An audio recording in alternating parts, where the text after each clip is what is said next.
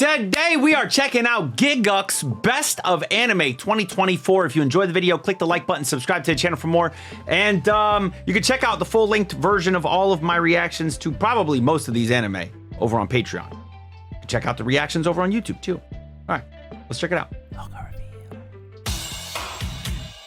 2024 has come and seemingly gone as soon as it began. It was certainly a busy year for global events, and I wouldn't blame you for just wanting to shut off the world and put on some anime. And thankfully, this year, anime came to play. Yeah, we had some bangers, bro. A lot of bangers, man. I probably watched like all the anime he's gonna talk about. Anime just minus keeps like 3. continuing to soar in popularity for the better and for the worse. So far, everything he's shown, I think I've seen. Phenomenon it's become. Except, I don't know what this is. I don't know what that is. I probably didn't watch that one. School friends who never had any interest in animation Makine watched it. Up telling me they saw Dandadan. People who had never heard of a Oshinoko will casually talk about discovering this random Japanese show on Netflix. My parents watched anime this year. The idea of being what the fuck? Damn.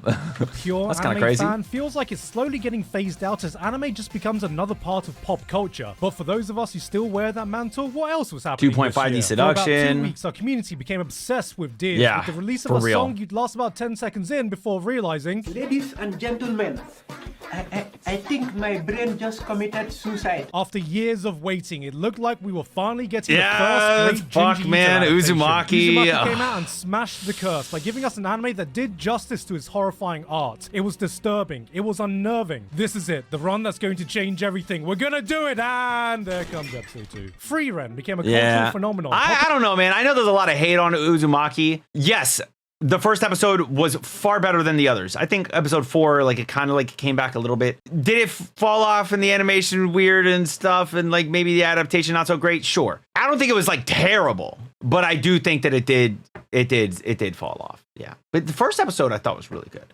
But yeah, I don't know, man. I think this idea that like it was a terrible show because it like wasn't as good after the first episode, like it was on pace to being really, really good. But I think that they skipped a bunch of shit as well, not just like having bad animation, but also having skipped a bunch of stuff. That's what really like held it back. For me, I thought it was still like a cool 6. Maybe if I go points, maybe like a 6.7 or something. I don't know. I didn't think it was all that bad. And in the horror genre in anime, we just don't get any good horror anime. I'll be honest with you. So I think that it was creepy as fuck, and it did its job. Popularizing the phrase, that's what amazing Free Ren. We love Free Ren. Inspiring people so much that someone quoted him after stopping a real... Yeah, that's crazy. If Himmel was there, he would have done the same thing. That's crazy. knife attack, in a rare case of a Free Ren fan doing something outside of posting 𝘼𝘿𝙈 armpits. Demon Slayer laid the groundwork for its final arc by having his big Demon bad Slayer's Muzan new take 5 season business days was to walk to nice his at the end. destination. Fans seem to be split on whether this scene was... Actually, you know what? I take that back. I don't think that Demon Slayer was only nice at the end. I thought that, admittedly, these this is literally an arc, this training arc. It's kind of sucked. In the manga as well. Like literally my favorite arcs of Demon Slayer are Rengoku's arc on the train, and then it's Uzui's arc in the Red Light District. Those are literally my 2 favorite arcs. So I think that you're not getting like this amazing Demon Slayer anymore. Unless they change things with the way they adapt it, which is what they did for this very short 4th season?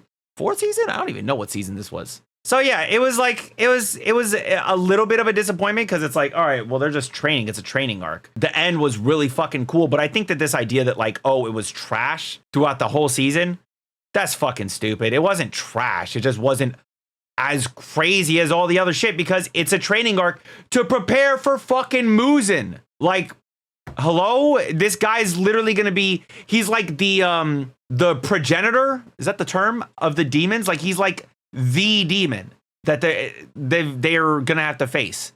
Obviously, they're gonna have to prepare.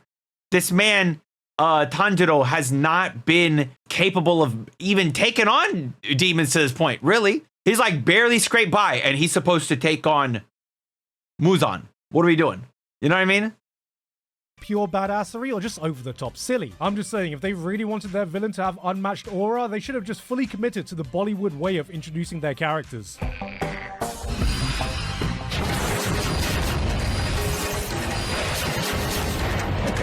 incredible. It felt like a truck full of massive manga came to the end of their serialization, which included 2 mega hits in My Hero Academia and Jujutsu Kaisen. I didn't read them, but I can say from experience that historically speaking, when a long-running massive Shonen Jump manga ends, it's almost always met with unanimous praise and support, and this was no different. I think my brain just committed suicide. Isekai became an official word in the Oxford English Dictionary, giving legitimacy to all the isekai trash. That's kind of cool. Following the news, admittedly. the search was officially started to find exactly who Truck-kun's British cousin would be.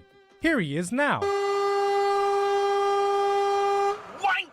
And last, but certainly not least, I was a little worried that he was going to hit somebody. This year in Akira Toriyama. I tried writing a longer segment for this, but nothing I wrote felt like it did justice to this man's legacy, so I'm going to keep it short. He may not have been the mangaka that influenced me the most, but he is the mangaka that influenced the most people around the world. He inspired a generation of people, and his work will continue to inspire for many generations to come. And for that, what more can you say but thank you?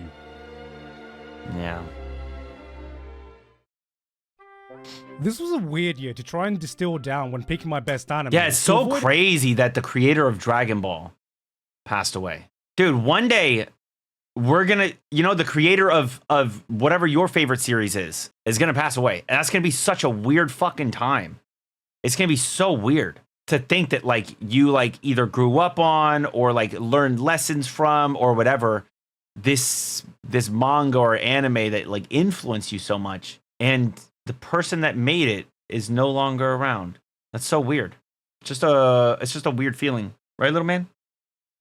Yeah, he agrees. Any confusions, these Bartender, videos aren't just fire. meant to be a definitive shortlist of my favorites, but it's my favorites that I want to passionately share and talk about with you guys, and normally that's the vast majority. But it turns out that a lot of my favorite shows this year I don't have more than 2 sentences to say, mainly because many of them have very recently been on previous year's list, and they just continued doing what they were doing so well. So for the first time, it felt right just to do some quick honorable mentions for the shows that helped define my year, even if I don't have much new to say. Apothecary Diaries. Literally, I watched all of these shows, dude. Today's sponsor, Honkai Star Rail. Of course, we got to get through the Honkai. We got to get through the ad. All right, listen, I'm skipping it, okay, dude? If you like Honkai Star Rail, good. You should. Great game, but I'm still skipping. Here are some of the honorable mentions. I actually really enjoyed this season of Oshinoko. Loved Oshinoko's new season. This year, we shifted gears to spotlight the Japanese I might agree theater, that I liked it more than the first season. Episodes we've seen in the entire I had series, so much fun with this some second insane season, direction dude. At times that truly made you feel like you were living an authentic theater experience.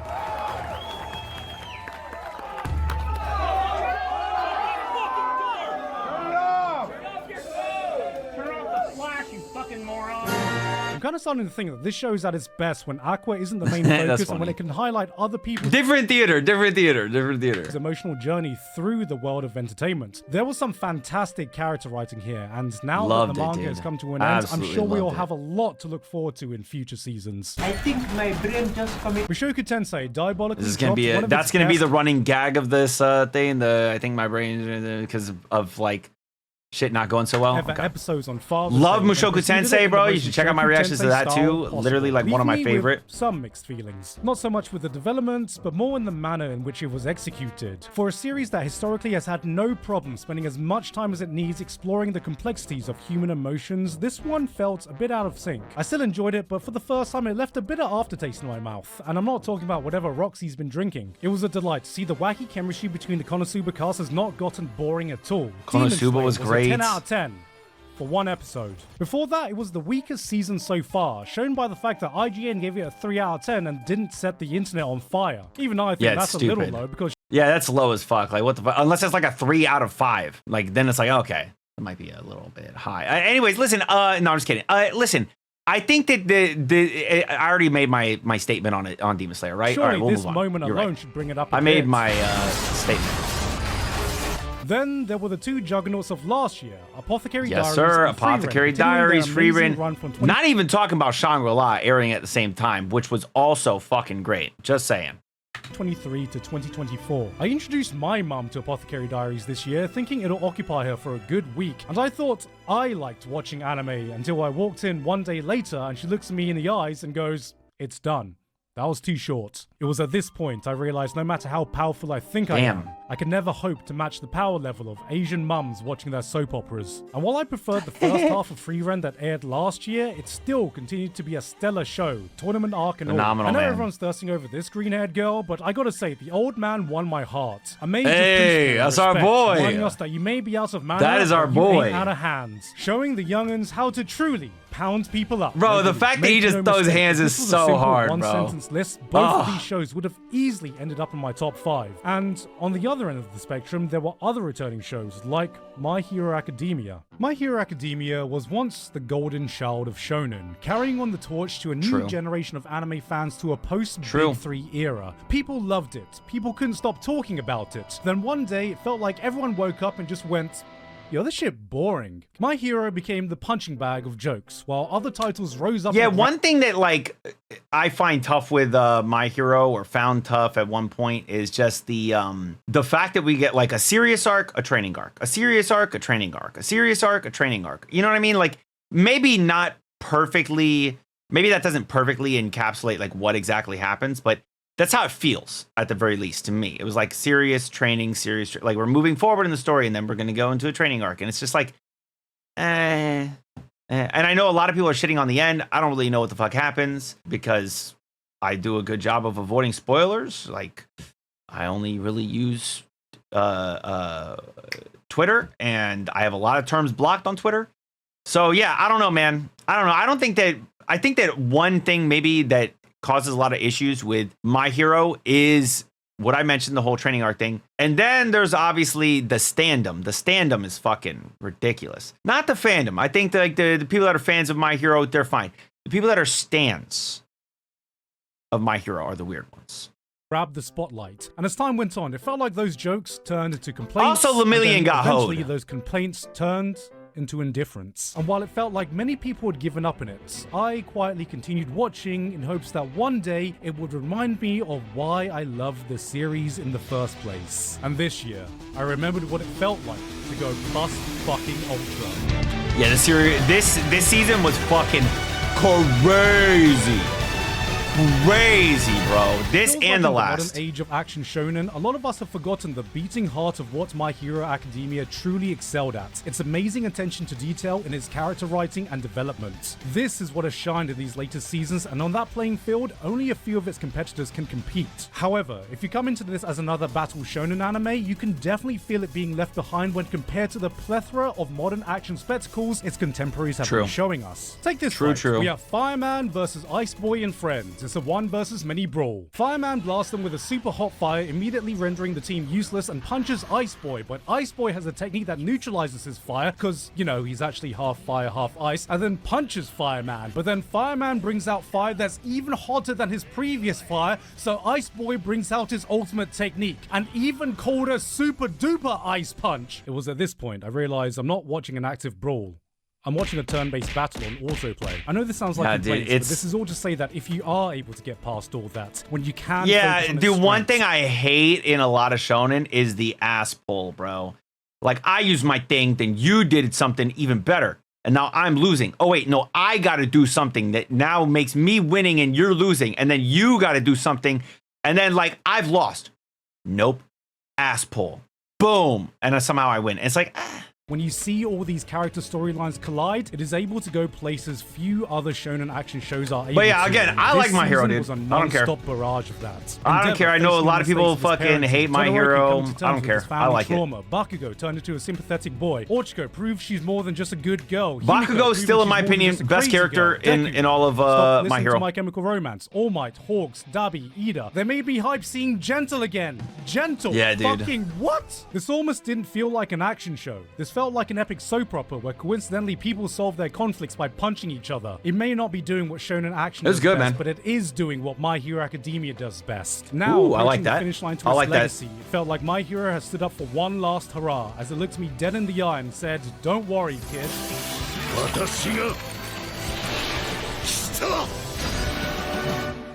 Yeah, that was kind of fire, dude. That was a good ass moment, dude. Oh.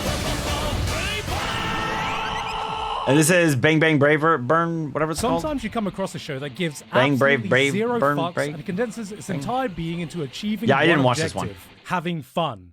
That is Brave Bang Bravern. This is what happens when you take what he just said. ridiculous hype of Gurren Lagann, add a bit of tokusatsu, and crash land it into the manly bravado world of Top Gun.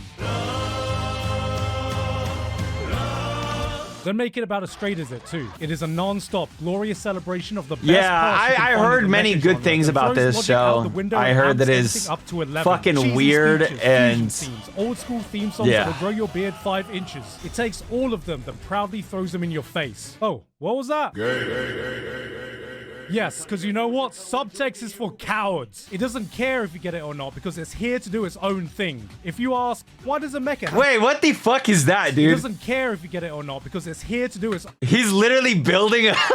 That's funny, dude. Own thing. If you ask, that's funny, why dude. does a mecha have a function where it plays its theme song and projects its own background screen? Why is the US military trying to waterboard a giant robot? Why does the protagonist have karaoke subtitles so he can nail the speech during heroic moments? It'll look at you dead in the eye and say, fuck you because this is Bravern.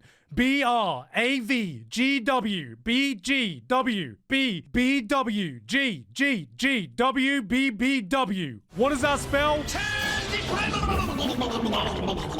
It's a treat when you watch a show where you can tell every single person working on it was having a blast. I was like, where the fuck is he going with this? This is the shit post of Mecha, the YouTube poop of super robots. Forget a no bullshit show. This is an all bullshit show and is damn proud of it. It's a show that fully commits to hitting every single emotional beat it needs to, then takes one step back and laughs at itself.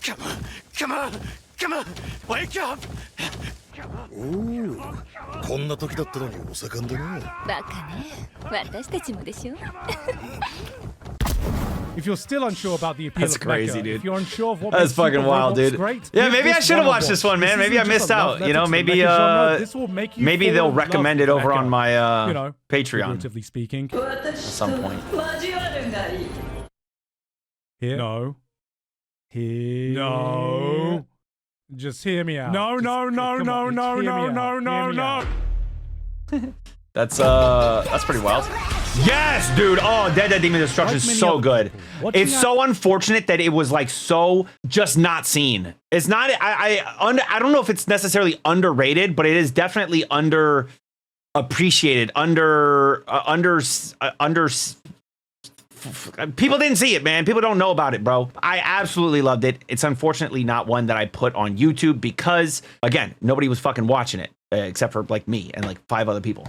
But I absolutely love Dead Demon's Destruction. It is one of my favorites of the entire year. Anime so can be fucking escape good, from dude. Reality, a place where you can enter a whole new world with stories that have absolutely. I didn't no quite understand the ending until like later, though. What could be further from reality than a I was like, what the fuck was that ending? But like somebody broke it down to me, and I was like, itself. damn, that's a good it's ending. The dreariest apocalypse of all time, where the world is going through an unprecedented global event. Misinformation, conspiracy theories, and finger pointing have spread like wildfire on social media. Friendships are lost, and where people stand with the issue of these aliens. Protests begin. Public trust is at an all-time low. The only thing that everyone can agree on is that nobody can agree on what to do next. Politicians prioritize the economy over anything else. More and more, it feels like there isn't a single competent person left in a position of power. And in between all that, the series asks, what does it feel like to be a teenager? Trying your best to grasp a sense of normalcy after living through major historical event after major historical event. This was the realest anime of 2024. So goofy, dude.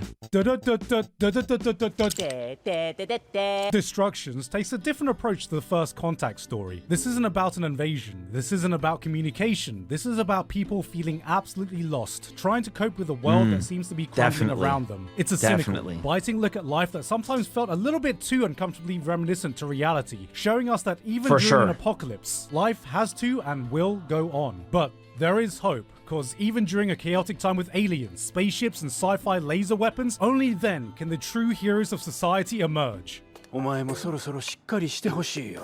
父さん、SNS にはびこる私意識高いですアピールを繰り返す勘違い野郎を探し出し、心霊写真をポストし続けなきゃならないのだからな。Ah, he's finally here.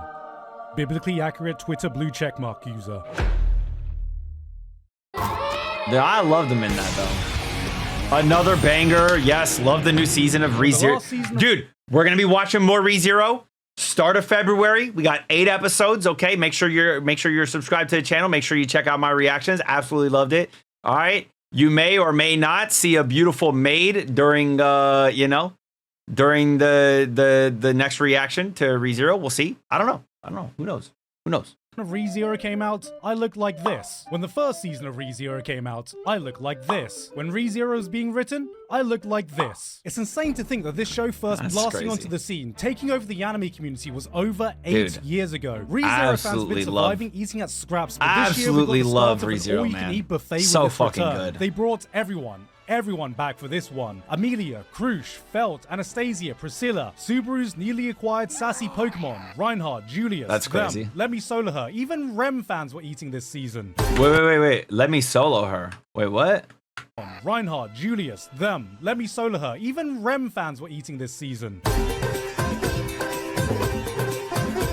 That's crazy. If you were one of the people that thought Season 2 was a little slow in plot progression, Season 3 went, don't worry, I hear you, and started off by dropping a nuke on itself. Yeah, this was a fucking wild, bro. Good ass season, dude. Chaos. When you thought the situation couldn't get any worse, it does. I can't wait for the second half. Learned to value his own life and make an oath not to rely on the return by death mechanic, this pushed that commitment to the absolute limit. One thing. Yes, and I know a lot of people that watch my reaction to it are gonna be like, oh, come on, because I know that so many people were upset at me saying, Subaru, just fucking kill yourself, please. I get it. You know, he's not supposed to do it. He's made this commitment to not do it. And since then, I've decided to no longer say the shit. I'll just think it. I get that he's like now committed to no longer offing himself, right? Even though it might be the best option because of some of the shit that's happening. I get it. But, shit wasn't going so well, and it probably still isn't. And, you know, I guess as long as nobody dies, it's fine to just keep going through shit and finding stuff out. I don't know, man.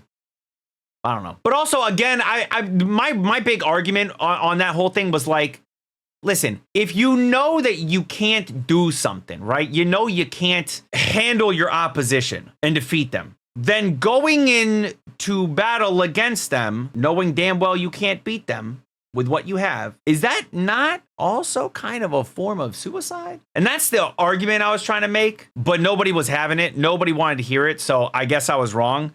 And as a result, I think, well, Subaru should never kill himself, ever. Never do anything that gets him killed, all right? I've changed my mind on it, and now I will obey everyone with their opinions on ReZero. Thank you. I will be your bitch, and I will believe everything that you say. I still love ReZero, but yeah, it's just really fucking annoying having all that damn all the people just yelling at me about same fucking thing. It's like, okay, I get it. Yeah, he can't kill himself. He just has to go into battle unprepared and then get killed. That's not killing himself, though. It's not the same thing. It's not the same thing. Goes wrong, then 2. Before he can even put out one fire, 10 more pop up. There reaches several parts where you think this is the point of no return, only for the series to hold and keep holding. Then it holds for another whole episode until you want to scream, please Subaru, there is no dishonor in typing FF15. That's me. I say, if Gigguk, big fan of ReZero, can say it, I can say it. This show has never been shy of introducing wacky, eccentric villains, and yet even this season had me going, good lord ReZero, as I jizz and breathe. Forget introducing one villain at a time, let's introduce them all from the entire spectrum of crazy and deranged to others so despicable, I genuinely hope every time he pees it goes off in 2 streams and they both miss the toilet. God, they were introducing so many surprise villains, I was expecting one of the episodes to end like, I was completely wrong, wasn't I? I had the dates wrong all this time. Diddy, come on out. That's crazy. That's wild. That's a wild ass thing. That's pretty wild.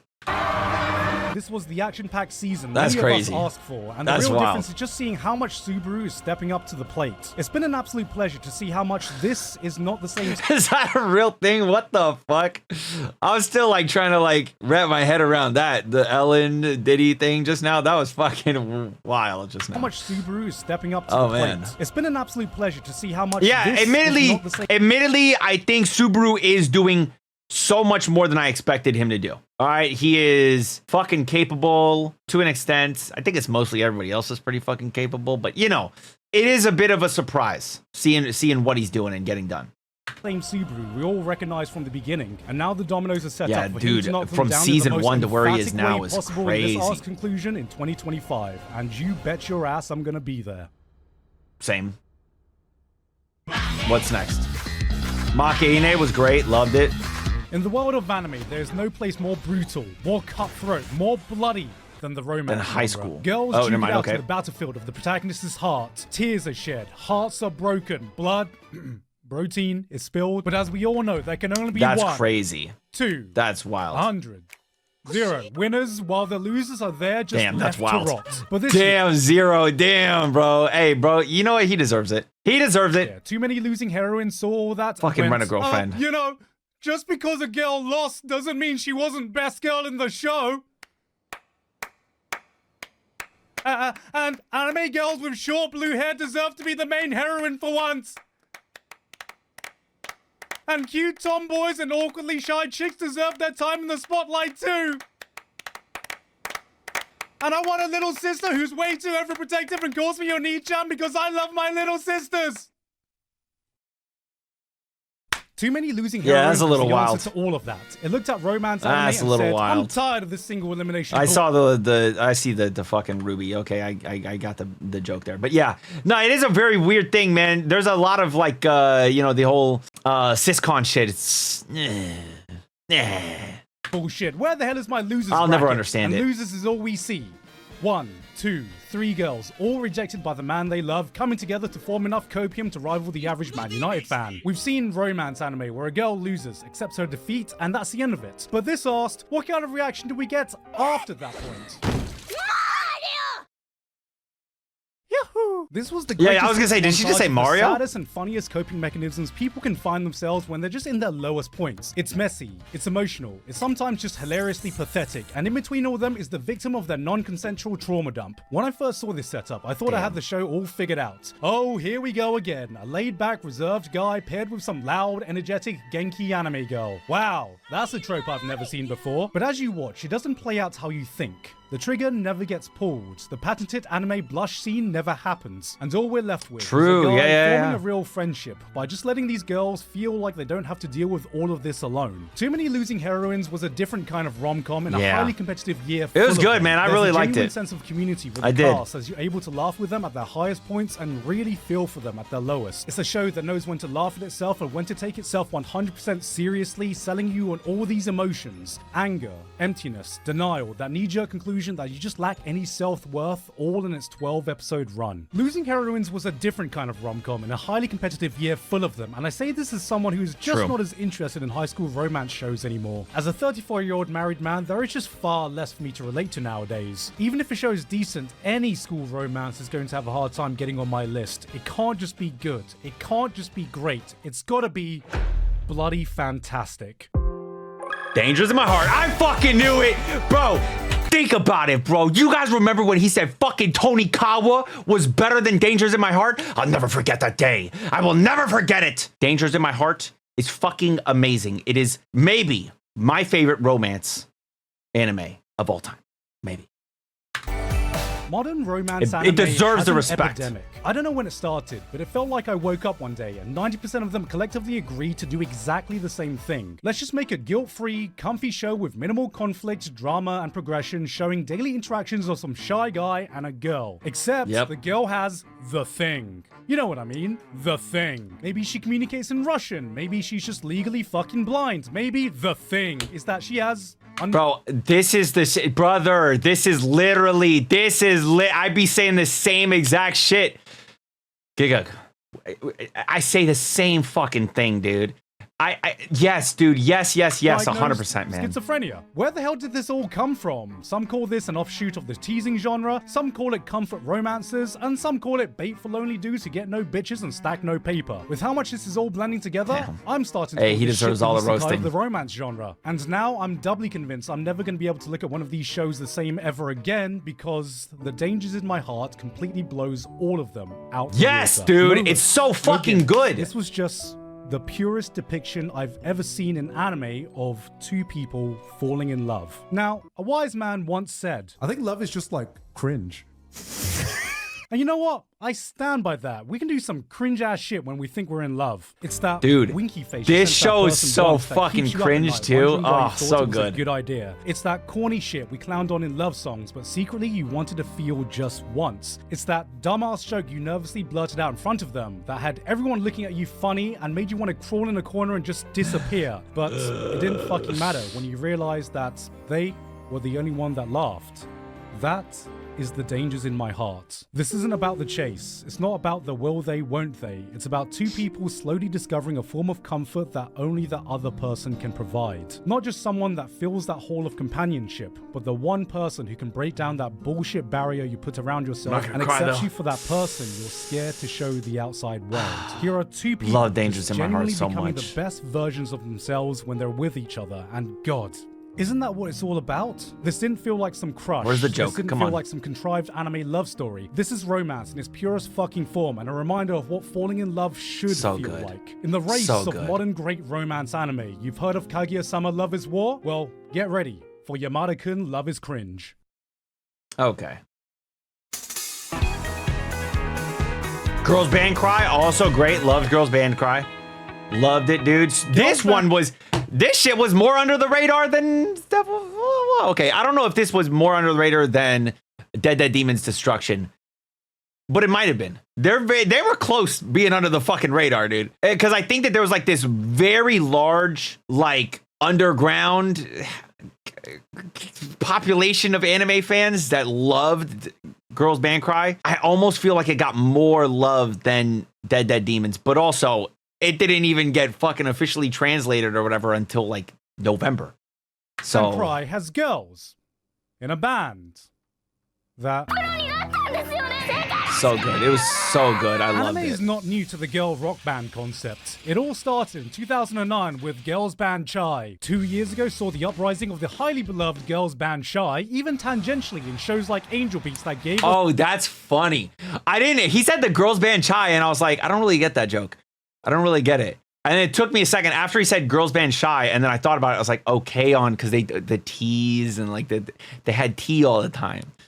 It's good. That's clever. Okay, Girls Band 𝘼, Girls Band 𝘼. Plus Girls Band 𝘼. We know what dynamic to Wait, expect. which one's Girls Band Even 𝘼? tangentially in shows like Angel Beats that gave us Girls Band 𝘼. Oh. We know what dynamic to expect. Cute girls doing cute things, chasing their dreams, trying hard while having a jolly good time making new friends, and look how adorable they are when they interact with each other. And then there's Girls Band 𝘼.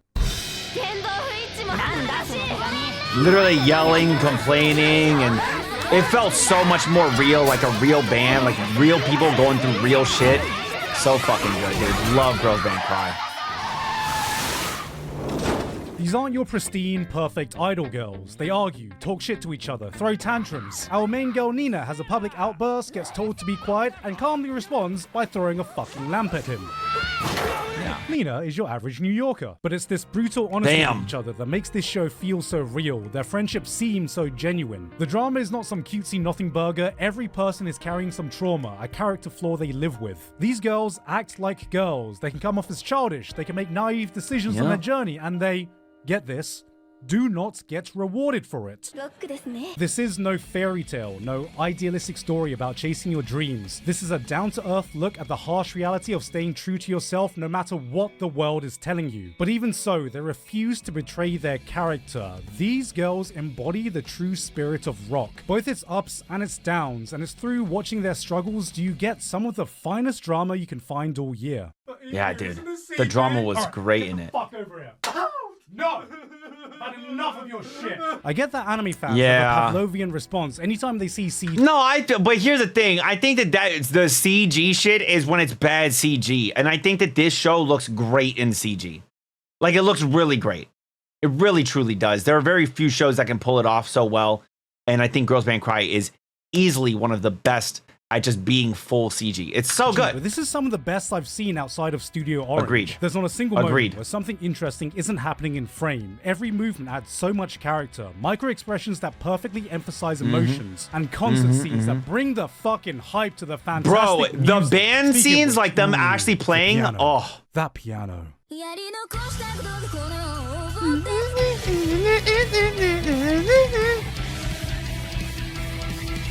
𝘼𝘈𝙈 takes Dude, it back to so basics. good. Great writing, great characters, great banter, and devious piano keys that bring joy upon my And ears. devious piano keys. Okay.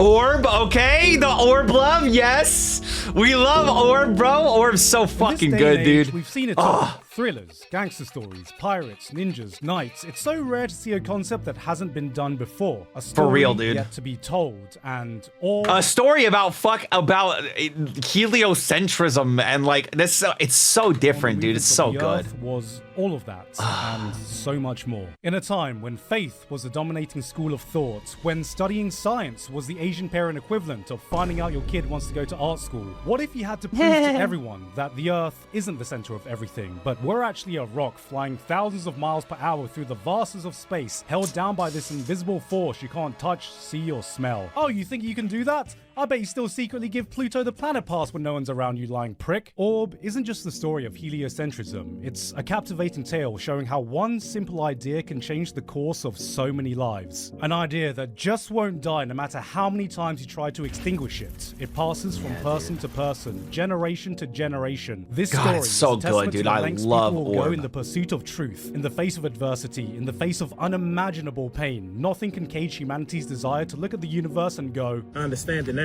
if Dr. Stone made scientists look cool, this is a full-on celebration of the scientific method. Because when the universe looks down at us and says, I will never reveal my secrets to you, humanity looks up and replies, fuck you, we're gonna try anyway. This is both the brutal reality and true beauty that comes in that pursuit of knowledge. How many people laid the groundwork of research and died For just real, before massive dude. breakthrough? Are the real For heroes of real, science the ones dude. who come up with the correct ideas, or the ones who suffer the heartbreak of realizing they've dedicated their life work researching down the wrong path and yet still real. accept it, knowing that the next God, I person love will this now show know so what much, not dude. to Thank do. you. It's the legacy. Thank you, of all Gigguk, these for including unsung this, man. heroes Hey, of y'all should be science that watching this all want fucking you to show, think man. about. This isn't Y'all should be about watching Eli, it. but There's no damn reason that my Orb videos should have 50% Japanese audience. That's crazy. That's crazy, bro. Why are y'all not watching Orb, man? So many people are not watching this amazing show, dude. Now, I don't know if that's more of a testament to how much Japanese fans love Orb or a testament to how little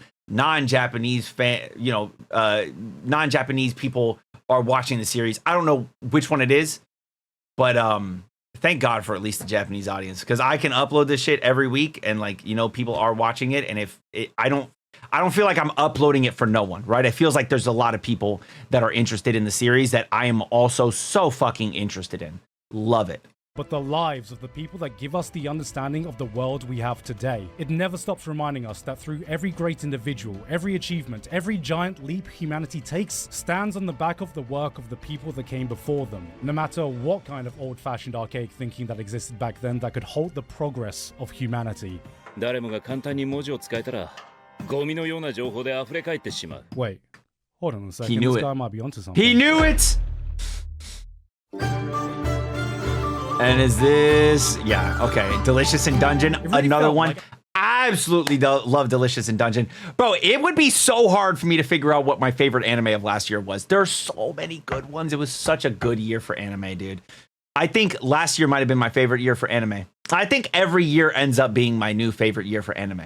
It'll be hard for this year to match last year, honestly. When I think about it, and I just think of all the shit that we got last year, oh my God.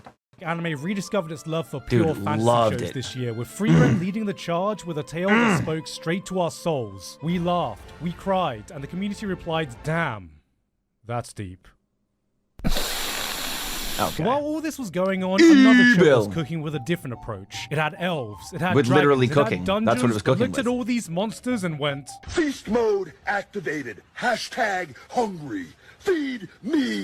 FeedMeMore.com. Dungeon Meshi know satiated who that all guy our is, appetites but by giving us okay. a different kind of fantasy show. And when I saw this, I thought, wow, finally, an anime where people just want to eat monsters and not want to fuck them. It presents itself as a low-stakes, Okay, comfy dude. cooking show that hits you All with an right. attention to detail in its world building that most fantasy anime could only dream of. So From the good. biology to the Love concepts, it. it takes these well-known creatures and reimagines them in a way to give them a sense of credibility that makes you forget that you're watching a fictional story and not some nature documentary. It'll introduce you to these treasure bugs, insects shaped like coins and jewelry that target unsuspecting prey, and you're like, ah, okay, that's kind of like real-life bugs that can perfectly camouflage themselves in nature. 2 episodes episodes later, we see our first Mimic, and if you're familiar with fantasy, Mimics are some of the most well-known monsters responsible for many of your in-game deaths, I'm sure. But here, Dungeon Meshi gives them that believability by imagining them as some giant hermit crabs that gravitate towards chests as their home. Makes sense. But then, seemingly, on a totally unrelated note, a treasure bug is found near it. Then one of the characters casually mentions, oh yeah, that's because the treasure bugs lay their eggs on the mimics so the larvae feed on them and they mature in there. And then it clicks. Oh, that's why these treasure bugs conveniently find their way into chests, perfectly placed for some unsuspecting adventurers to find. And this was the exact point. My mind fully— Dude, that shit, dude. Honestly, I don't even remember which episode it was for me that like solidified this as absolutely amazing. It might have been the paintings episode, maybe earlier, I don't know. But even from episode 1, I just knew that Delicious in Dungeon was phenomenal. And God, dude, I love Delicious in Dungeon. Such a good I want to buy the manga, like the box set, but also I don't want to spend all the money to buy the box set. It's 14 volumes, right? So I need it to be like under 150 for me to like feel like it's worth purchasing, you know? Otherwise, just buy each volume individually, innit? Comprehended the exact scope of this world building. These aren't just random monsters scattered around. This is an ecosystem where every single thing is interconnected. There is no part that exists solely in a bubble. Such every a good piece series. Of this world Oh has my been carefully God. crafted And beautiful interwoven too. With a level of care that's rare to see anywhere. Funny. And you're telling me this level of craftsmanship is being You used know, in a make-believe comfy cooking show? There's This like actual is the sad moment when you moments. fall into its trap. Yeah. Some wild shit. God fucking damn it. When Dungeon Meshi shows its true hand, you realize the food was simply a vehicle to prep you for what the dungeon really is. This is a brutal environment we are nowhere near close to understanding or taming. This is not your comfy fantasy world. This is a Maiden Abyss-style Lovecraftian nightmare. A world that runs on its own set of rules beyond human comprehension that we have only just taken a single step into. Yet even through this turn, the series never loses its heart. The lovable leads always remain true to themselves. Marcia is still playing Elden Ring. Senshi is playing Cooking Mama. Chuck's playing Slay the Spire. Izutsumi just brought Stray. Everyone else is trapped in Darkest Dungeon. Meanwhile, 𝘼𝘿 is in the corner going, FeedMeMore.com. Dungeon Meshi invites you to have a taster of this living, breathing world, and you forget for a moment that none of it's actually real. It'll lull you into I'd probably eat a monster. Around the head when you get I think so. And by the end of it, one thing that always happened with every single episode, I was hungry. I would see them cooking up something and I'd be like, damn, that looks so good. You down to enjoy another delectable meal while you reflect on the journey. In summary, good soup.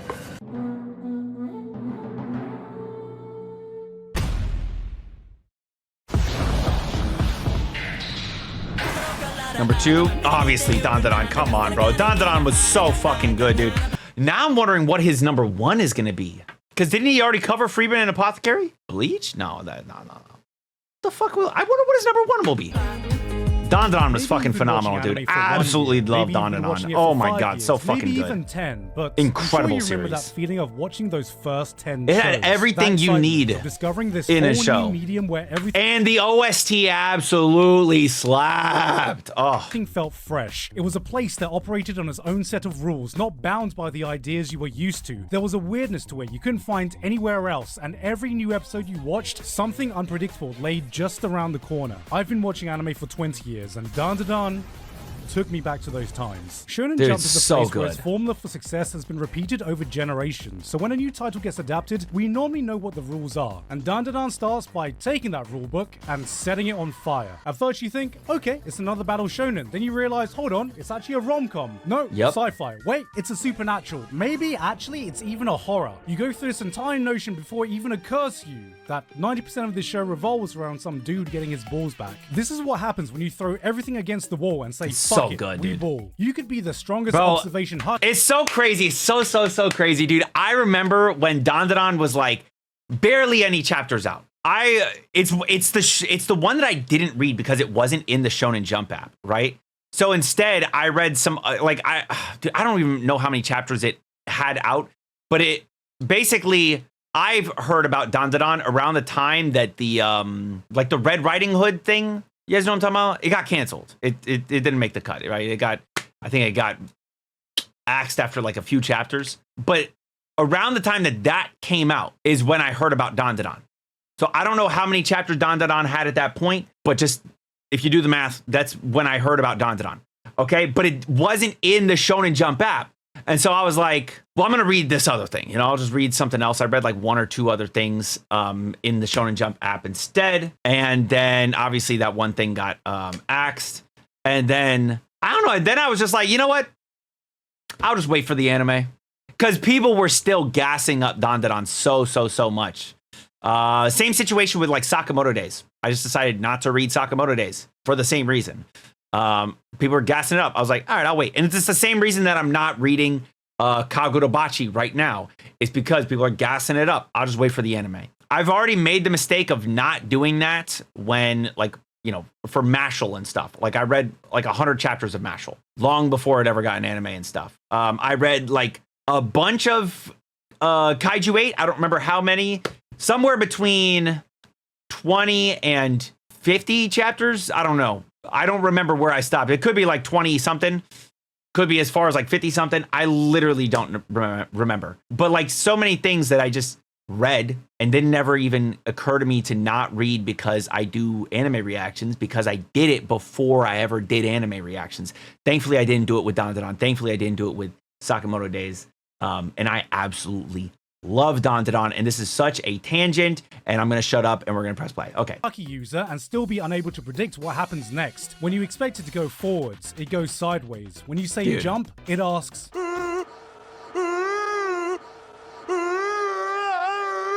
It exudes this childish freedom of expression you forget how to do as an adult. And the most incredible thing is that somehow, some way, it is able to take all this chaos and keep everything cohesive. This is a show good, that dude. can It's make such a you good laugh, show. Make you cry, make you hype, leave you in absolute awe in some of its most beautiful moments, all while staying true to its own special brand of weirdness. In the sanitized, safe, risk-free world of modern entertainment, watching this reminded me of the childish excitement I should feel when watching a new anime. And the only thing holding this from the top spot is that we've barely taken a step off the starting line. Dude, I'm so ready for more. What's number 1 then?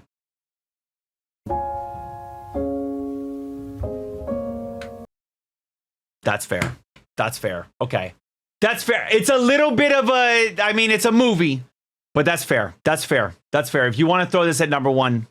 You know, if I'm being super honest, I don't even like drawing manga. It's a pain in the butt. Then why do you draw, Fujino?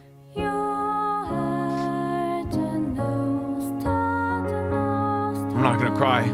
If you would, for a second, indulge me on this anecdote I think about a lot. It's 3 a.m. in the year 1988. An audio engineer in Hawaii is picking up after a late night of work when his phone rings. On the other end was a local musician who asked if he can come in and record something. Of course, the engineer told him that he was closing and they could easily come in the next day, but the guy pleaded to let him record this idea he desperately wanted to see through. 15 minutes later, that person came in. He played one song, one take, and it was over.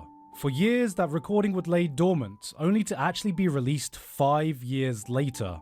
That guy was 𝘼𝘿𝙈, and that recording was his now world-famous rendition of Somewhere Over the Rainbow. This story has always stuck with me. For anyone who's ever... I've never heard, I don't know this thing. I've never heard it before or anything. Created something. Sometimes you have that project, that idea that hits you when inspiration strikes and refuses to leave. You'll think about it when you're taking a shower, when you're having lunch, when you're working on anything else, like a parasite. Bro, I almost fucking cried. Him bringing up Look Back. Literally him bringing up Look Back. I was like, I started, tears welled up in my eye just thinking of it. It was, it's so good. So good. To materialize it. And you know you have to see it through. Not for money, not for clout, not for any sense of personal responsibility, but because you just need to. On every single level. That is the exact feeling I get when watching Look Back. A need to make, a need to create. Look Back was many things. It's a love letter to the creative process. It's an exploration to why people make art. It's a homage to some of the most tragic events that have happened in the industry, but more than that, there is this overwhelming sense of an author coming to terms with his own personal struggles, speaking directly through these characters that... I love Look Back. It's so good, dude. I'm not gonna fucking cry, though. It's crazy. Him just saying these things just is like bringing my mind back to the movie. It's such a good movie. Oh my God. I'm not wiping away tears from my eyes. I'm not, dude. It's fucking allergy season, obviously. January. You know, it's the eye boogers, bro. He's created. Coming from the mind that gave us Fire Punch and Chainsaw Man, this was a shockingly simple, soulful tale of two artists and their journey of creating for each other, creating for money, creating for pride, creating for themselves. This is a film that encapsulates the entire spectrum of emotions for anyone who's ever made anything. In a way, only someone Bro, if who he, felt the depths. I don't even know how he's getting through just literally saying these things without like choking up or something. God damn, bro, that's crazy. Why am I actually like crying right now? It's crazy. Those feelings. God, this movie was so that good. Excitement of finishing your first work, the struggle of knowing you can do better, that deep insecurity that you're just inadequate, the euphoric explosion of having your work recognized, the emptiness you feel when you've forgotten why you started this journey in the first place, and that moment when you doubt it all and ask, was it all worth it? In 1 hour, this film packs more emotional depth than most anime can fit in an entire season through simple, beautiful storytelling. It felt like a story that was made simply because someone needed to put it all out there. It's jam-packed full of the rawest human emotions, like you're watching somebody scream from their soul. Lines that feel so intimate, you're unsure if you're watching two characters talk to each other or a person having a conversation with themselves. This is the kind of personal story that's so rare to experience, and when I see someone laying themselves bare, it's hard for me not to be deeply moved. I've experienced this story 3 times now, and every time has given me something different. I read the manga and cried at the pure beauty of the storytelling and emotions on display. I gotta read the manga now. I have it on my shelves too. I have it on the shelf wherever L is. Fucking what? Hunter, JoJo's, JJK. It's probably in here somewhere. Oh, it's literally right. This thing right there. That little, see that little thing? That's Mashal. It's right there. And cried, experiencing this story again so perfectly brought to life. I put this on when it got its home release and cried, feeling such a profound connection to what the creators must have felt when making this. And after every single time, without fail, it gave me a reminder of why the hell I'm doing what I'm doing right now.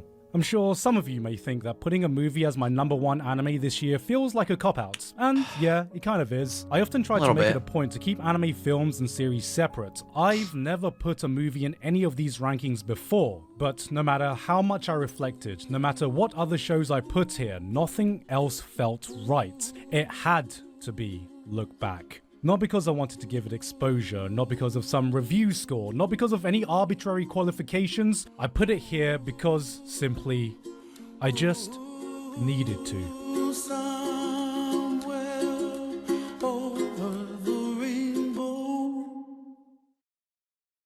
Fuck you, man. Fuck you, Gigguk.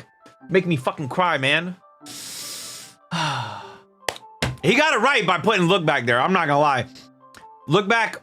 I thought we were going only series. I didn't know we could throw a movie in there. If we're throwing a movie in there, Look Back was maybe the best thing that I watched all last year. So good. Dude, there's just so many good anime last year. I don't know if there will be another anime year as good as last year. I don't know. We'll have to see what happens in 2025. Can 2025 top it? I don't know. I don't know, man. I genuinely do not know. That was a great video, though.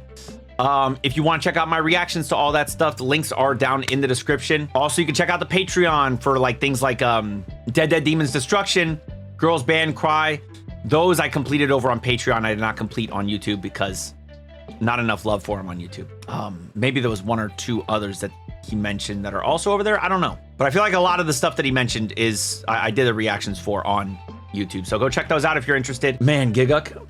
Yo, I'm not gonna, I don't want to give Gigguk the credit for like making me cry thinking of Look Back. I'm not gonna give him the credit for his script, but maybe it is his script. Maybe it is. Maybe it's what he said about it that moved me and not just the anime itself. I don't know, but just thinking about Look Back is just, oh, so good. It's so good. If you enjoyed the video, click the like button, subscribe to the channel for more. Till next time, make sure you all keep it fresh. Peace.